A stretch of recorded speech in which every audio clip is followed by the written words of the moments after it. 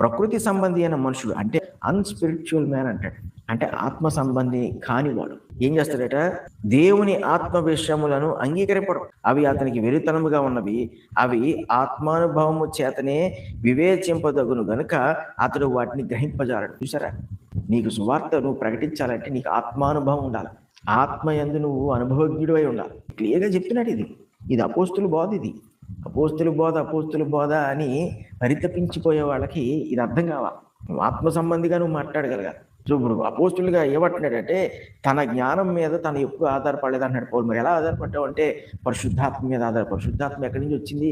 పరిశుద్ధాత్మ వీటన్నిటిని ఎక్కడి నుంచి తెచ్చాడంటే క్రీస్తుని తెచ్చాడు. యేసుప్రభు చెప్తాడు శిష్యులతో, మీరేం మాట్లాడాలో కంగారు పడకండి, ఆదరణకర్తను మీకు పంపుతున్నాడు, సత్యస్వరూపి సర్వసత్యంలో మమ్మల్ని నడిపిస్తాడు. ఆయన నా నుండి తీసుకుని మీకు దయచేస్తాడు. పరిశుద్ధాత్ముడు ఇండిపెండెంట్గా పని చేయట్లేదు, క్రీస్తుతో కలిసి తండ్రితో కలిసి పనిచేస్తాడు. ఇప్పుడు ఆయన క్రీస్తు దగ్గరికి తీసుకొచ్చి పౌలుకి ఇది దయచేసాడు. ఇది ప్రింట్లో మనకు వచ్చింది. ప్రింట్లో ఉన్న వాక్యానికి నీకు అర్థం తెలియాలి. పౌలు ఏ ఉద్దేశంతో చెప్పాడు అంటే సేమ్ ప్రొసీజర్ నీకు ఉండాలి. పరిశుద్ధాత్మ నీకు దాన్ని గురించిన జ్ఞానం తెచ్చేయాలి. ఆత్మను బట్టి నడిపింపబడకుండా సువార్తను ప్రకటిస్తూ దాన్ని వింటూ దాన్ని నమ్మేసి ముందుకెళ్ళిపోతున్న వాళ్ళు బోల్డ్ మంది ఉంటారు. ఎందుకంటే అది తేలిగ్గా ఉంటుంది వాళ్ళు. అసలు ఆత్మ తృప్తి పడడం అంటే ఏంటో వాళ్ళకి అవగాహన కూడా ఉండదు. పౌలు చాలా గొప్ప స్టేట్మెంట్ మాట్లాడుతున్నాడు.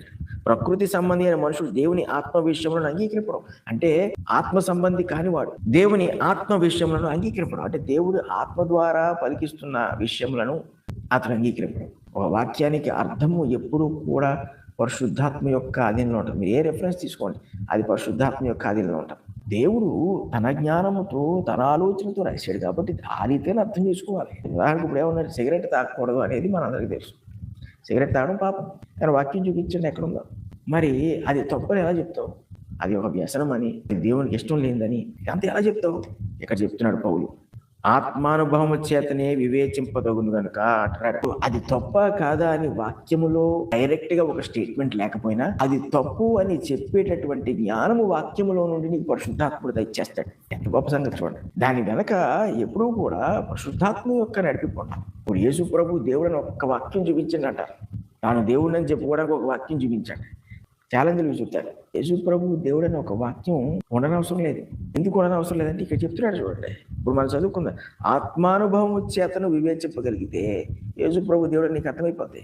యేసు ప్రభు ఆరాధింపదగిన వాడు, పూజ్యనీయుడని నీకు అర్థమైపోద్ది. ఇది ఆత్మానుభవం. అది లౌకికాత్మ ఏం చెప్పుద్ది అంటే ప్రశ్నిస్తుంది, ఎక్కడుంది చూపించండి, ఆయన ఆరాధించమని ఎక్కడుంది చూపించండి. వీళ్ళందరూ కూడా రక్షణ లేని వాళ్ళు, యేసు ప్రభుతో అనుభవం లేనివాడు, సహవాసం లేనివాడు.